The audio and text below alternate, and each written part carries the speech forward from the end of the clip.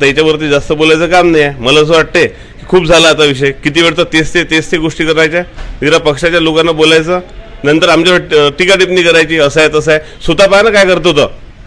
किती वेळचं ऐकून घ्यायचं आम्ही. आमच्या नेत्याबद्दल कधीच बोलायचं नाही. आम्ही कधी बोलतो कोणत्या नेत्याबद्दल? अवकात नाही तर शिल्लकच्या गोष्टी करायच्या नाही म्हणून त्याला बस झालं. आता ते लपून बसले म्हणतात. लपून कोण बसलं? लपून तो बसला आता बरं गोष्टी करता बाथरूमवीर. जय मालोकर यांच्या मृत्यूवर त्यांनी आरोप केला की त्यांनी मारला. कसं आहे, त्याला लाज वाटली पाहिजे. 10-12 दिवस झाला नाही आणि तिथं राजकारण करत आहे. जाणवलं तिथे आम्ही जो काही बोललो, कोणत्या प्रेशरने गेला. जय मालोकर, तुम्हाला एक सांगतो, जय मालोकर तो म्हणते ना चांगला मुलगा होता सगळ्यात. आम्ही म्हणतो आमचा तर भाऊच होता तो. तू चांगला मुलगा होता, FIR करून दिली जय मालोकरची. तो एवढा म्हणते त्याचं काही नव्हतं आणि त्याचं नाव कोणी टाकलं? अरे तो जेवढा बोलताय, मी तो म्हणतो तो असं चितावणी करताय. सगळ्यांच्या आमच्या परिवाराला सुद्धा धोका असू शकतो.